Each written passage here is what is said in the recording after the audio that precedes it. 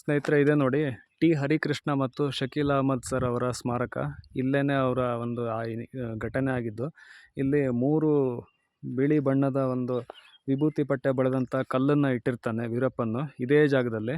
ಆ ಒಂದು ಕಾರ್ ಏನು ಬಂದು ಇಲ್ಲಿ ನಿಲ್ಲುತ್ತೆ ಕಲ್ಲು ಅಡ್ಡ ಹಾಕಿದ್ದಾಗ, ಹರಿಕೃಷ್ಣ ಮತ್ತು ಶಕೀಲ್ ಅಹಮದ್ ಸರ್ ಮೇಲೆ ವೀರಪ್ಪನ್ ಮತ್ತು ಆತನ ಸಹಚರರು ಅಲ್ಲಿ ಮೇಲ್ಗಡೆಯಿಂದ ಗುಂಡಿನ ಮಳೆಗರೆದು ಇಲ್ಲಿ ಈ ಇಬ್ಬರು ಪೊಲೀಸರನ್ನು ಹುತಾತ್ಮರನ್ನಾಗಿ ಆಗೋದಕ್ಕೆ ಕಾರಣ ಆಗ್ತಾನೆ. ಆ ಒಂದು ನೆನಪಿಗಾಗಿ ಈ ಒಂದು ದಟ್ಟಾರಣ್ಯದ ಮಧ್ಯೆ ಮೀಡಿಯಂ ಹತ್ರ ಈ ಒಂದು ಪೊಲೀಸ್ ಹುತಾತ್ಮರ ಸ್ಮಾರಕವನ್ನು ಅವರಿಗೆ ಗೌರವ ಸೂಚಿಸೋದಕ್ಕಾಗಿ ನಿರ್ಮಾಣ ಮಾಡಿದ್ದಾರೆ.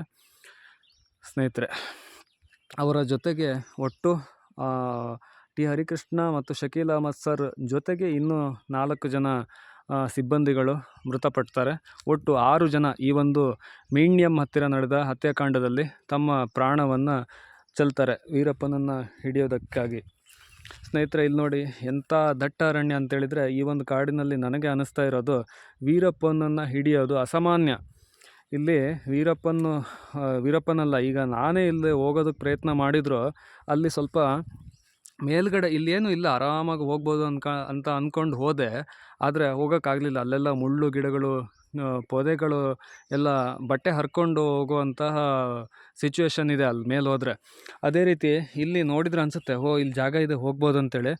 ಕಷ್ಟ, ತುಂಬ ಕಷ್ಟ. ಇಂತಹ ಪ್ರದೇಶದಲ್ಲಿ ಕೂಂಬಿಂಗ್ ಕಾರ್ಯಾಚರಣೆ ಮತ್ತು ಆ್ಯಂಬುಷ್ ಮಾಡ್ಕೊಳ್ಳೋದು, ವೀರಪ್ಪನ್ ಏನಾದರೂ ಎದುರುಗಡೆಯಿಂದ ಗುಂಡು ಹೊಡೆದ್ರೆ ತಪ್ಪಿಸ್ಕೊಳ್ಳೋದು ತುಂಬಾ ಕಷ್ಟ ಸ್ನೇಹಿತರೆ. BSF ಅವರ ಬಂದರೂ ಆಗಲಿಲ್ಲ. ಹಾಗೆಯೇ ನಮ್ಮ STF ಅವರು ಮತ್ತು ಪೊಲೀಸ್ ಅಧಿಕಾರಿಗಳು ಸಾಕಷ್ಟು ಪ್ರಯತ್ನವನ್ನು ಮಾಡಿದರೂ ಕೂಡ ಯಾಕೆ ಆಗಿಲ್ಲ ಅನ್ನೋದು ಇದೇ ಒಂದು ಕಾರಣಕ್ಕೆ ಸ್ನೇಹಿತರೆ. ವಿಡಿಯೋವನ್ನು ಫೋನಲ್ಲಿ ನೀವು ನೋಡಿದರೆ ಅಷ್ಟೊಂದು ಮಾಹಿತಿ ಗೊತ್ತಾಗಲಿಕ್ಕಿಲ್ಲ. ಬಟ್ ಇಲ್ಲಿ ಬಂದು ಒಂದು ಸಲ ನೋಡಿದರೆ ನಿಮಗೊಂದು ಈ ಒಂದು ಪ್ರದೇಶದ ಬಗ್ಗೆ ಅರಿವು ಆಗ್ಬೋದು ಅಂತ ನಾನು ಹೇಳ್ತೀನಿ ಸ್ನೇಹಿತರೆ. ಕಮಲನಾಯಕ್ ಇದೇ ಜಾಗದಿಂದ ಹೋಗ್ತಾನೆ.